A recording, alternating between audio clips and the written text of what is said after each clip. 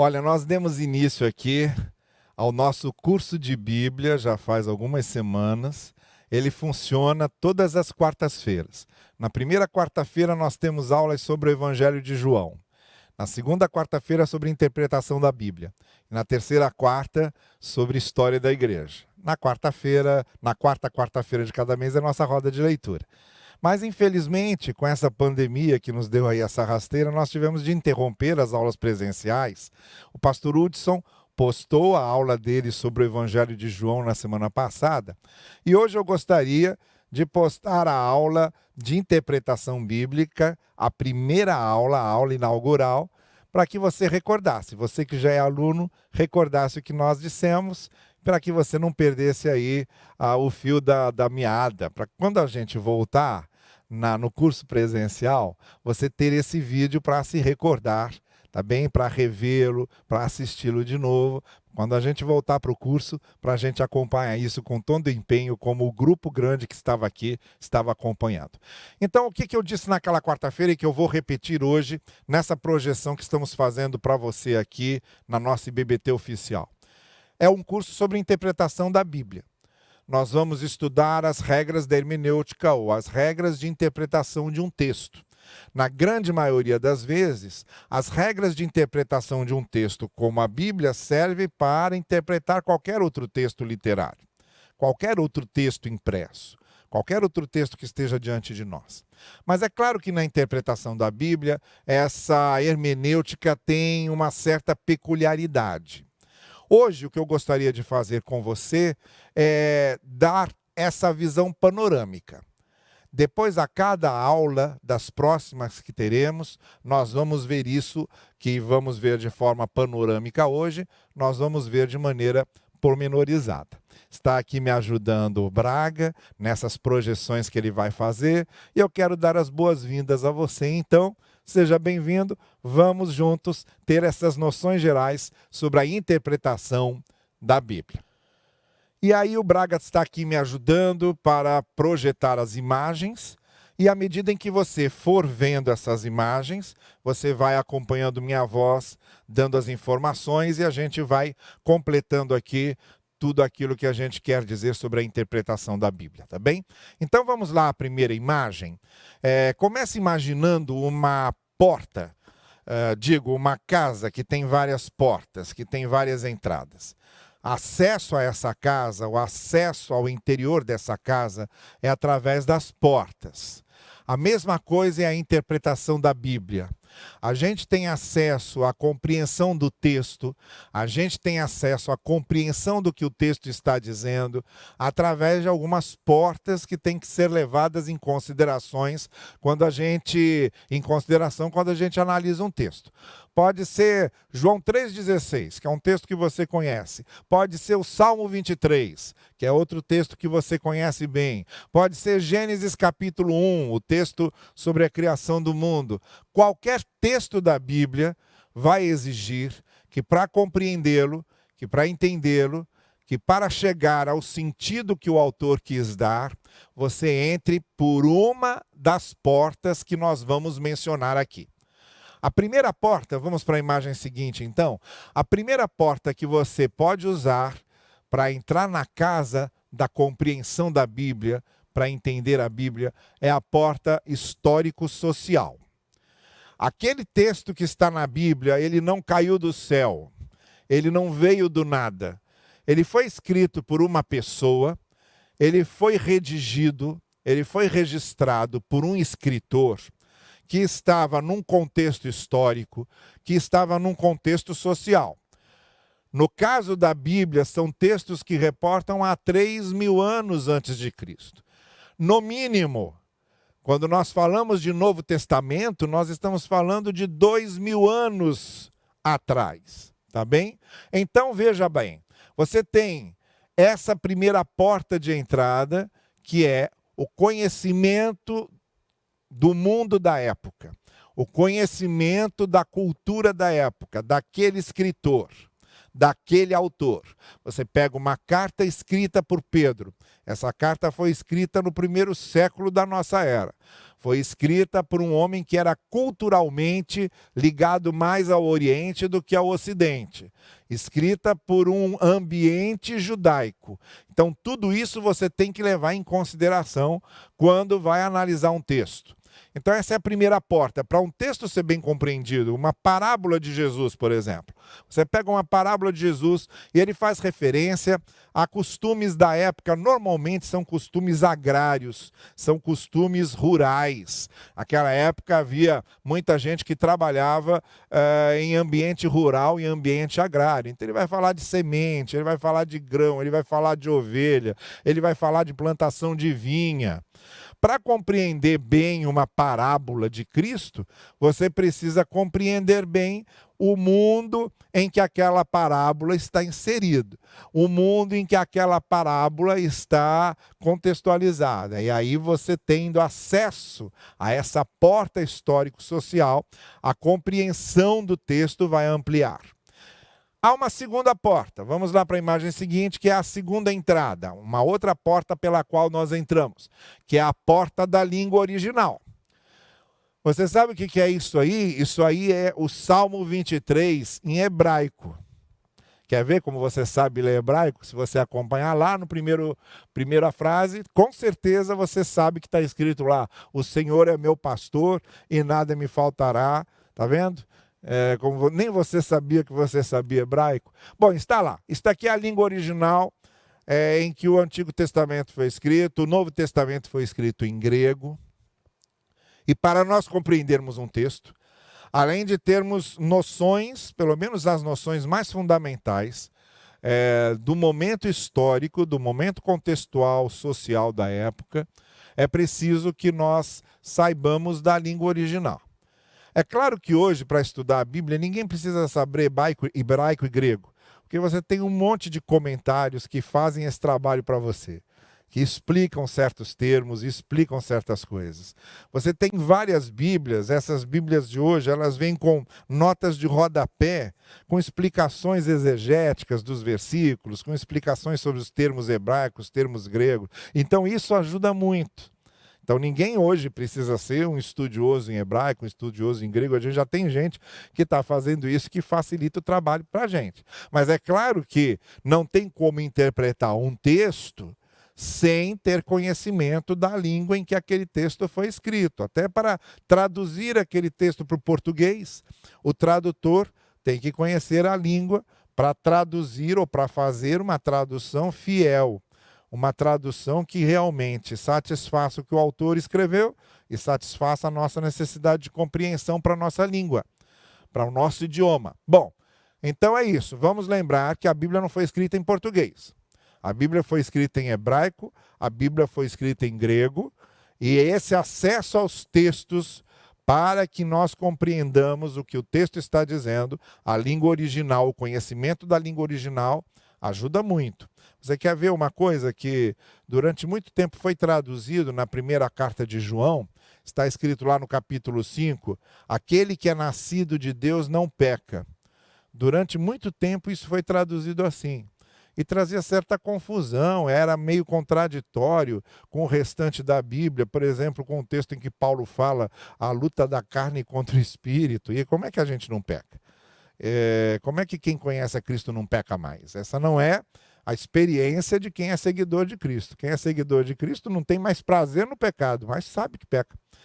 E aí esse texto ficava assim meio capenga, até que se descobriu que o tempo em que esse verbo está escrito ali no grego está se referindo a uma constância, a uma continuidade. Então, na verdade, a melhor tradução para esse termo usado por João, para o tempo desse verbo que ele usou, não é aquele que é nascido de Deus não peca, é aquele que é nascido de Deus não vive pecando. Quer dizer, você peca, mas não tem mais prazer no pecado. Mas você não vive pecando, nem vive atrás do pecado. Essa ideia que o texto passa, você nasceu de novo, você agora pertence a Deus. Não é mais aquela vida sem consciência do que é pecado e o que não é pecado. Bom, é sobre isso que aquele texto de João, então, na primeira carta está falando, e uma compreensão da língua faz com que se compreenda melhor o que o autor está dizendo, tá bem? Então, a primeira porta é a porta do histórico-social, do contexto histórico-social. Não tem como compreender um texto sem ter noção do histórico e do contexto social. E a segunda porta é a porta da língua original. Saber bem o que o autor escreveu, saber bem o que aquele texto significa. A terceira porta, que é a imagem seguinte, o terceiro acesso que nós temos ao conhecimento e à interpretação da Bíblia, além da porta histórico-social, além da porta da língua original, é a porta do destinatário e dos propósitos do autor. Quando Paulo escreve a carta aos Romanos, ele tem um destinatário, que é a Igreja de Roma. Qual é o propósito? Para que é que Paulo escreve aquela carta? Ele escreve porque ele estava querendo chegar à Espanha, queria o apoio da Igreja de Roma e queria que eles soubessem qual era o conteúdo da mensagem que ele pregava, o que era evangelho para ele. Então ele faz quase que um tratado sobre o evangelho, é muito mais do que uma carta, para explicar tudo o que ele compreendia sobre o evangelho, para mostrar àquela igreja, não só para aqueles judeus e gentios que participavam daquela congregação, como é que o evangelho pode ser compreendido, mas para que eles soubessem bem onde é que ele queria chegar, o que ele queria pregar para os espanhóis, o que ele queria falar na Espanha. Então, todo o livro da Bíblia, quando ele é escrito, ele tem um propósito, ele tem um objetivo, ele tem um destinatário. Então, para a gente conhecer melhor um texto e para compreender melhor o que o texto está dizendo, é necessário que nós saibamos e compreendamos o seu destinatário e quais são os propósitos do autor. Isso ajuda bastante. A quarta porta de entrada num texto, para nós termos acesso àquele texto e compreendermos bem, é conhecermos o seu gênero ou conhecermos o seu estilo.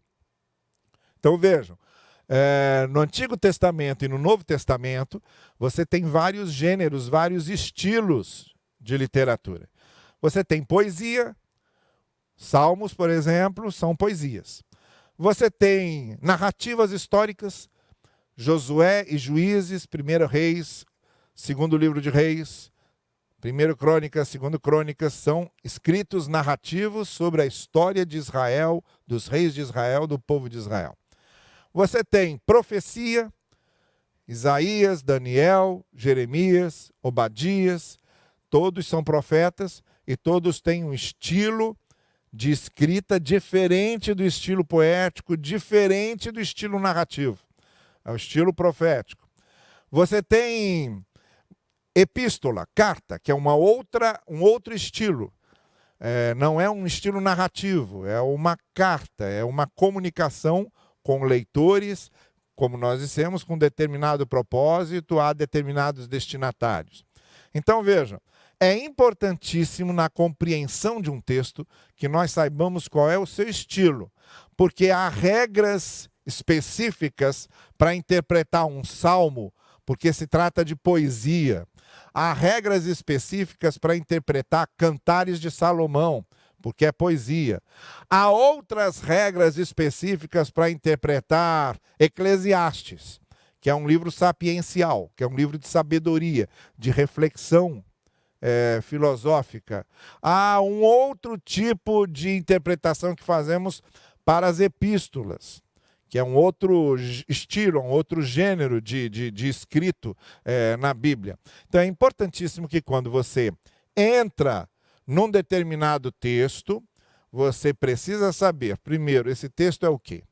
Esse texto é um texto sapiencial, é uma narrativa, isso aqui é a lei, são afirmativas da lei, são afirmativas declaratórias da lei, imperativas da lei. Isto aqui é o quê? É um registro histórico, é uma narrativa histórica. Isto aqui é o quê? É um texto sapiencial, de reflexão sapiencial. Então é necessário saber que estilo é aquele texto, o que é que caracteriza aquele texto em termos de gênero para interpretá-lo bem. Na próxima imagem, a gente tem ainda uma palavra final sobre essa, vamos dizer assim, um objetivo final da interpretação que fazemos de um texto. Então é o que eu estava dizendo aqui para vocês, é uma casa com várias portas. Então você tem a porta histórico-social, você tem a porta da língua original, você tem a porta do destinatário e dos propósitos, você tem a porta do gênero ou do estilo. Para chegar à compreensão de um texto, você tem que entrar por essas portas. É elas que vão dar acesso para você ao texto. Tem um texto interessante lá em Gênesis, capítulo 26, em que Isaac resolve reabrir os poços que Abraão havia aberto, na época dele, e os filisteus entulharam, taparam os poços. Isaac redescobre esses poços e vai abrir os poços do seu pai. E ele precisa tirar os entulhos, ele vai tirando os entulhos para chegar na água, para chegar lá no manancial do poço. A interpretação da Bíblia é mais ou menos isso.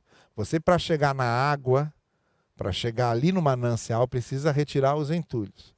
Precisa resolver o problema histórico-social, precisa resolver o problema da língua, precisa resolver o problema do destinatário e do propósito, precisa resolver o problema do estilo. São coisas que você vai retirando do texto para deixar o texto cada vez mais claro até chegar no manancial.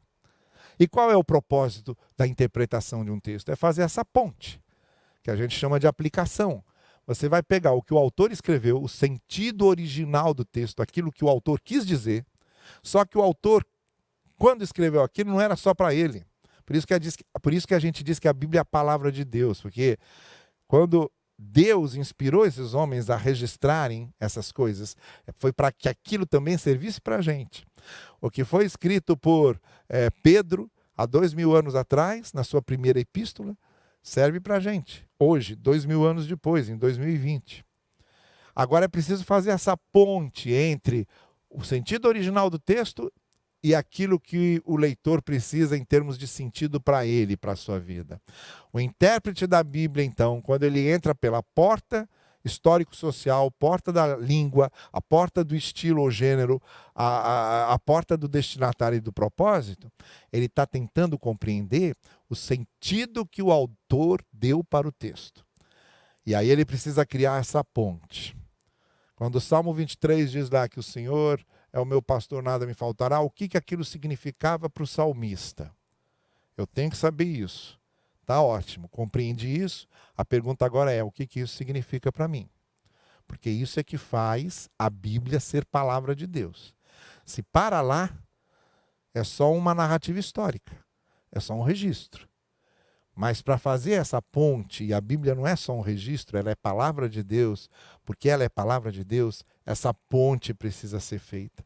E é isso o que nós fazemos aqui, quando nós ligamos o sentido original ao sentido do leitor, aquilo que o leitor precisa aprender. Isso é interpretação da Bíblia. Então é um caminho longo ainda que nós temos, nós vamos ver depois com pormenores. Nas próximas aulas que teremos ainda no curso, nós vamos ver a questão histórico-social, a questão da língua original, a questão do destinatário e do propósito, a questão do estilo. Vamos ver tudo isso pormenorizado, com exemplos, tá bem? Mas o grande objetivo de alguém que interpreta o texto não é só compreender o que o texto disse para aquelas pessoas daquele tempo. É compreender o que o texto está dizendo para mim e o que ele está dizendo para você.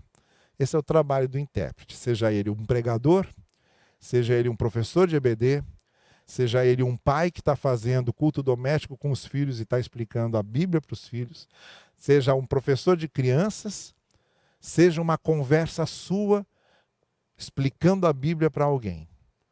Você é o intérprete da Bíblia.